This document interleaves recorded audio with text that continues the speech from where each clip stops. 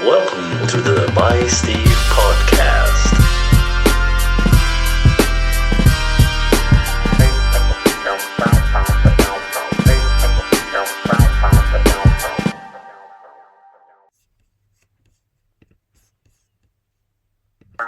I didn't mean to do that. That was wrong.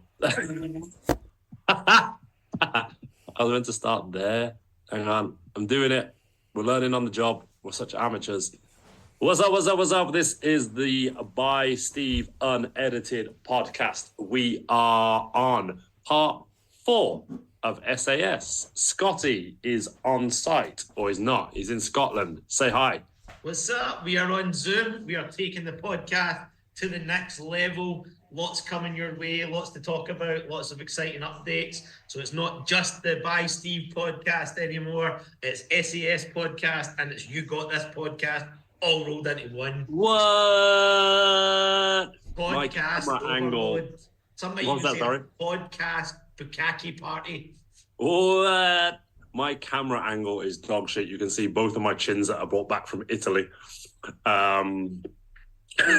Just don't laugh at me. You've got the bad angle, I've got the bad lighting. We'll work on it. It's all good. Yeah, man, we're going to be professionals by the end of 2024. So let's hit the ground running.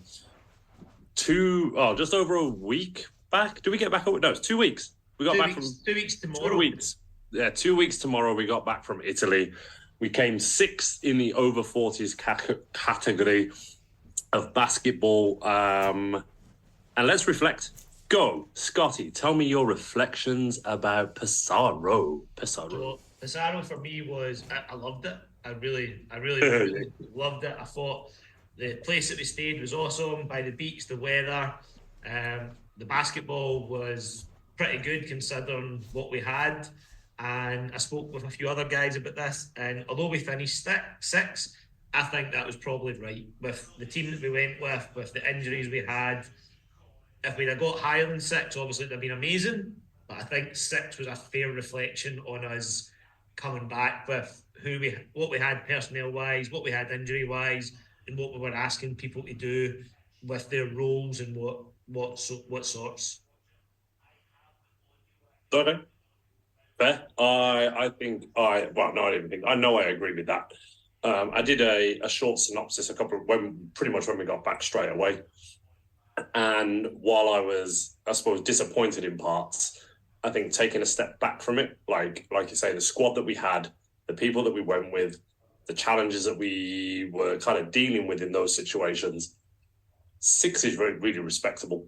Like, we had 6 or 7 guys playing close to like 20, 24 minutes, and they had like 2 or 3 of us probably playing like 30 to 35. I think by the time we got to that last Germany game, we were just done. Like, annoyingly so. Like, I remember being stood on the 3-throw line, getting ready to rebound, telling myself that I wasn't tired. I was tired. What I've been saying to people was, and I've kind of ran this through with quite a lot of people, but like, we're asking you to be a 5-man. I mean, what are you on a good day? 6'6"? Yeah. So 6'6" on a good day with a wee bit of spiky hair. We're asking you to guard genuine 6'10", 6'11", 7-footers who are genuine 5-men. So that's a big ask straight from the get-go. Most of the games, I was guarding a power forward or a forward. So I was guarding guys 6'6", 6'7", 6'8". And then, you're asking guys to do things that are maybe not in their repertoire and having to do them for a long period. Like, there's nothing the matter with me guarding a 6'6" guy for 4 or 5 possessions. There's nothing the matter with you guarding a centre on a switch for 4 or 5 possessions. But when you're doing it for 35 minutes a game, that's a lot. That's taxing on your body, and then also asking people to be offensive threats. Yes. But that's basketball. That's the beauty of basketball. That's the chess game that you play. Like, guys having to match up with me, guys having to match up with you. They found that hard as well. But the old saying goes is you can't teach height. And if you've got a team if you've got a team full of guys that are close to 7 foot, that is tough to play against. And I think that's the thing, like, obviously, like, I was happy to take on that, like, adjusted role, like, when we had that conversation before we went to Italy. and I did everything that I could to like get as heavy as possible and as strong as possible and still be able to get up and down the court. And as somebody that's so used to like running freely and having to kind of temper my speed and my tempo to be able to get up and down for 30 minutes and wrestle these big dudes, like as soon as I got back, I was like, I just want to get back under 100 kilos. Like I was walking around the first week back, my body was absolutely battered. I felt like I was like out of shape. Like I haven't done any cardio since I've been back. And I said to like one of my clients yesterday, I'm actually scared to do cardio, even though it's only been 2 weeks. Yeah. Like, but also like my body doesn't hurt. My feet don't hurt now. My ankles don't hurt. My calves don't hurt. So I'm like, life without basketball is quite good. Yeah. But you also got to take into consideration, like in a normal week, we aren't going to play 6 games. Nah. You know, Nah. like, rightly or wrongly, I played basketball on Friday night, which I probably shouldn't have, but well, you got a back hip, so yeah. I got invited to a pro run where I was the oldest guy by about 14 years, and I was like, I'm going to go. And to be fair, I was actually pretty good, held my own, but yesterday morning when I woke up, the body was aching. But today it's fine. You know, I could probably do that every Friday, no problem at all. Yeah. But to play 35 minutes 6 times in 1 week with that heat, with a couple of injuries, was a tough ask. But and I think that's the thing. That's what we do. That's what we do. You suck it up and you play. Because we're Spartan warriors. Yeah. I was having this conversation while walking around the reservoir this morning about being able just to suck it up. Like it's actually a skill set in itself. Yeah. And like, also you make do with what you've got. Yeah. You know what I mean? Yeah, so we can bitch and moan about what we didn't have, but we went with what we did, and we done, I think, pretty well, all things considered. But coming back was a bit of an adjustment again. Like straight back, like obviously because I always get delayed on flights, so I was late getting back, straight back into work, and then you're just back into that life of working and trying to make money and grinding. Yeah. It's hard, man. It's emotional. It's tough, and a wee bit like. Because I must admit, I quite like going for a walk and getting an ice cream on the beach. I know, right? I messaged you, didn't I? I was like, I really miss waking up next to you and like chatting shit in the morning. And I think that's what you miss most, is you miss that kind of camaraderie with people and having to hang out and shoot the shit and not have real life kind of going on in the background. Yeah, for sure. So what's your reality now like when you think about Switzerland next year? Well, I think obviously bombshell of Jesse dropping out for a year. Dun, dun, dun. Can't wait to see Canterbury pop up on my listening feed. I mean, that does change quite a few things, because that's a relationship. That's a comfort. You know who you've got. You know what you're expecting.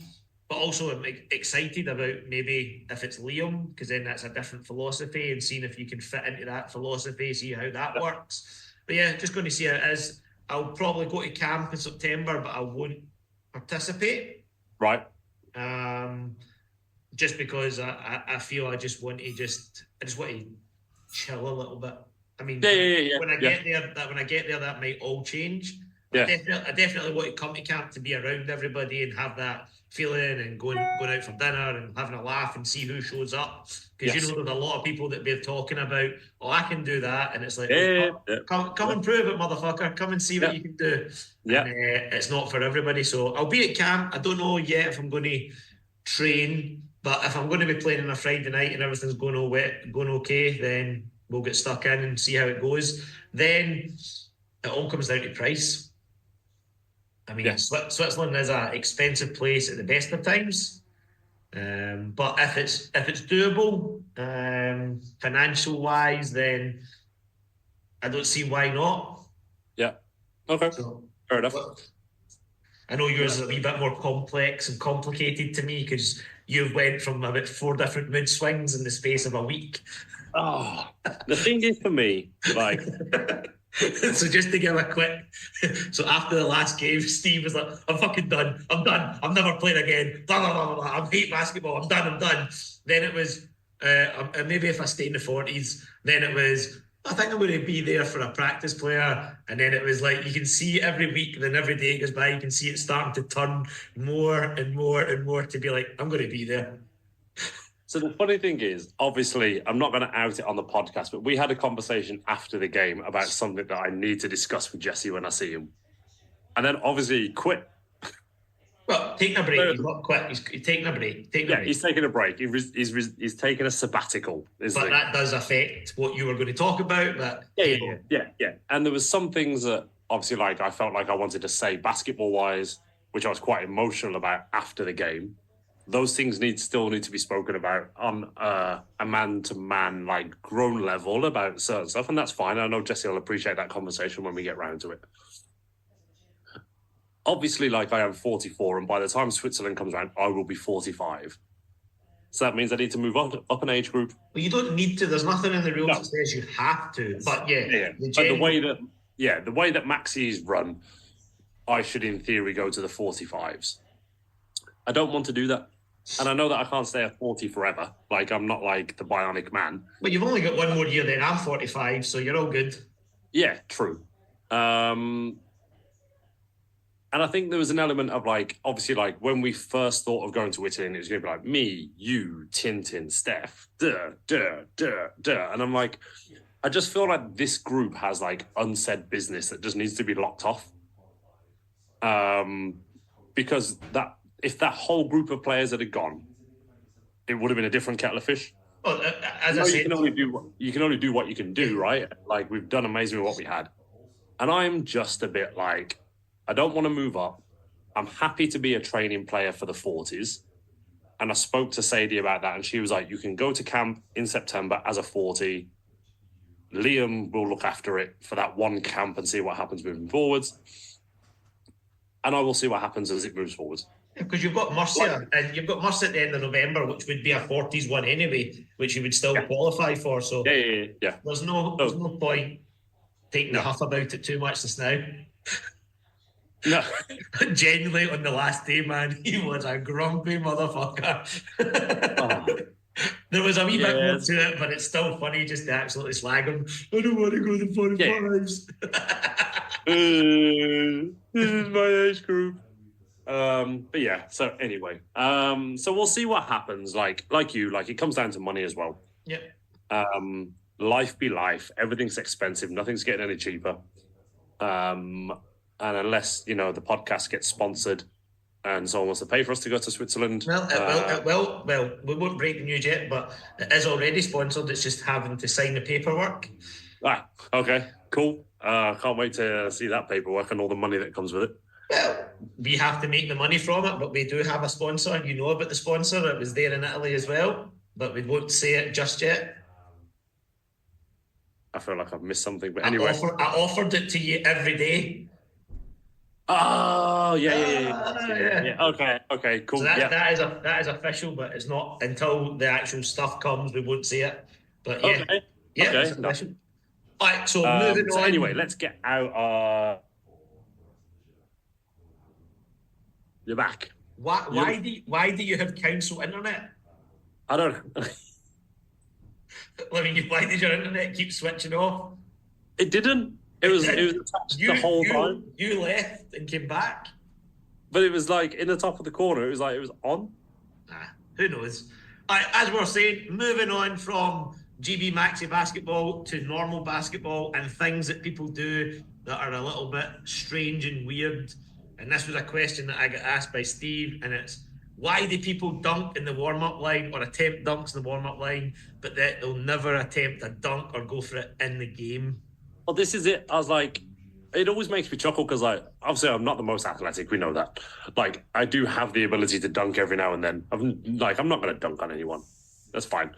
But it always makes me chuckle, like, when you see the people in the warm-up line and they're like, yeah, boom. And you're like, you're just never going to do that in the game. Do you think dunking in a warm-up line is a show of masculine alpha energy to try and intimidate the other team?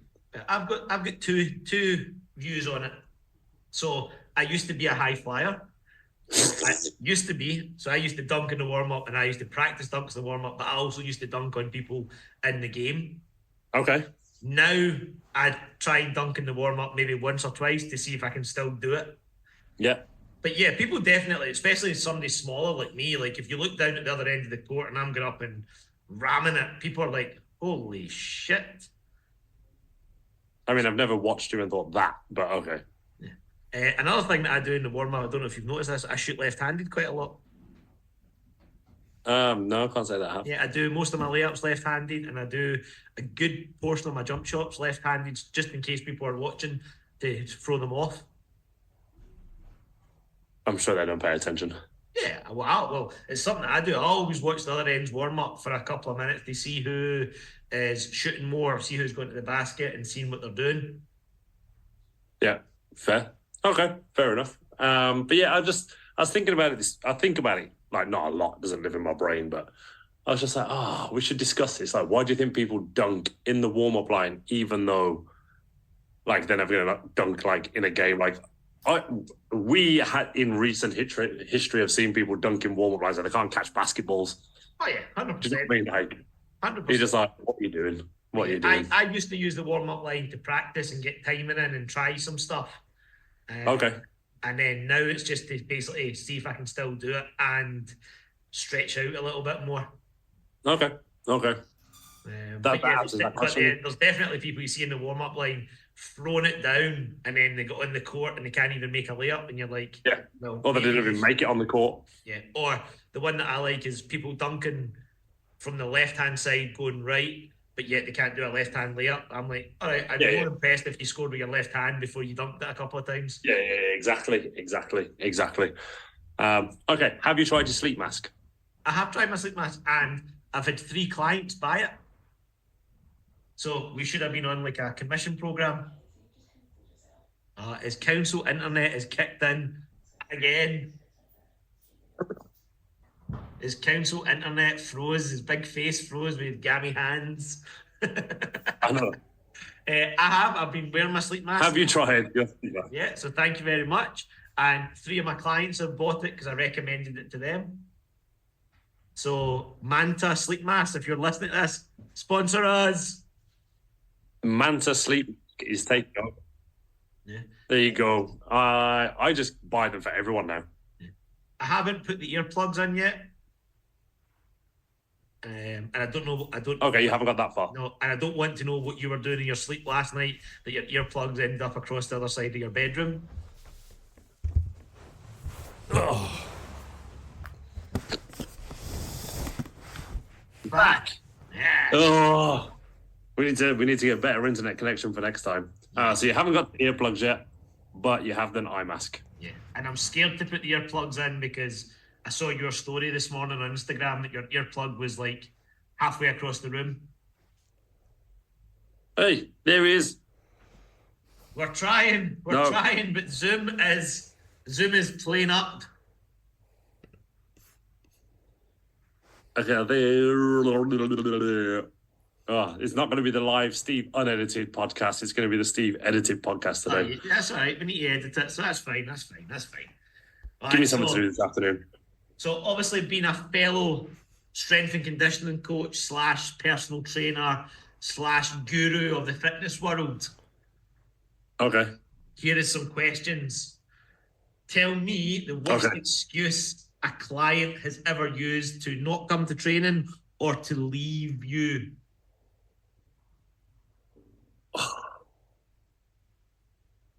I mean, I feel like you always get like the standard, like, oh, like I'm sick.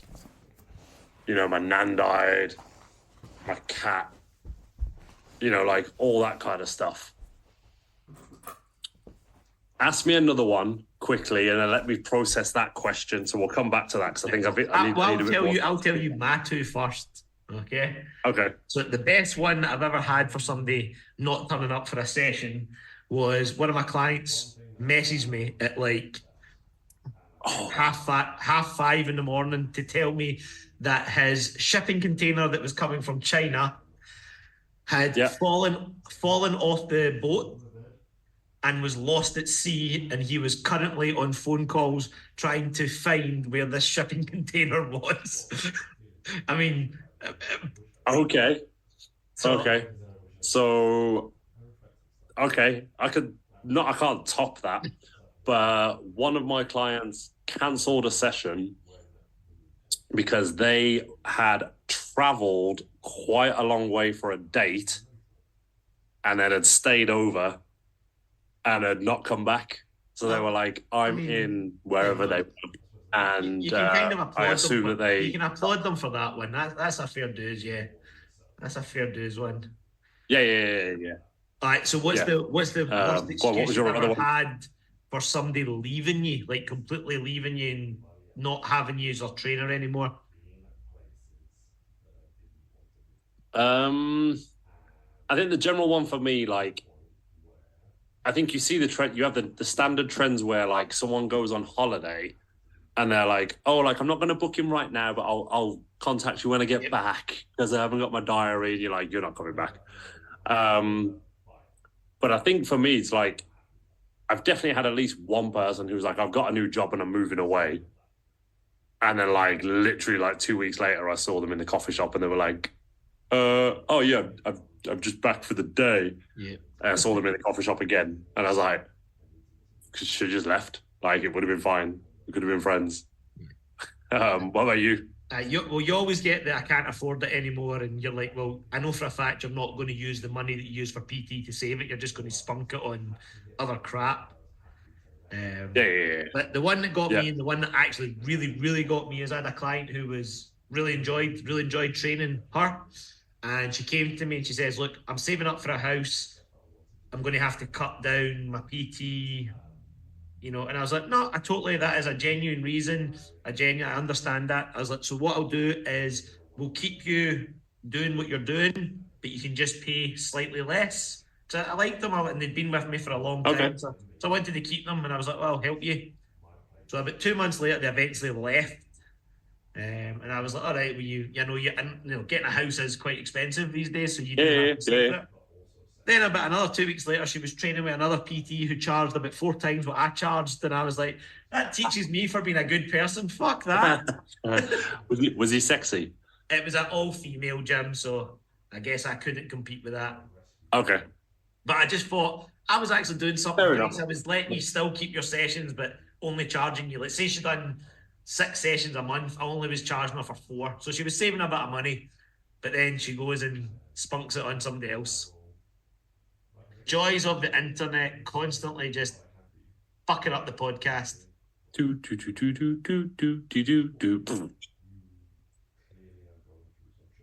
You hear me now? Yes. There we go. I said the joys of Zoom try to fuck up the podcast. I know, right? I know. We'll stitch it together and make something out of it, whatever it looks like. That's the beauty of it. It's not professional. No, it's authentically ragtag. Yeah.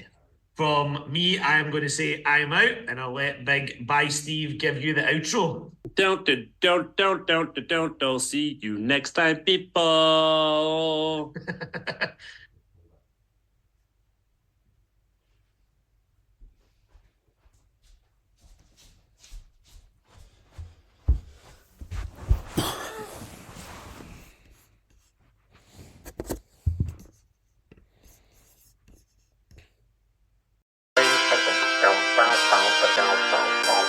Welcome to the By Steve podcast.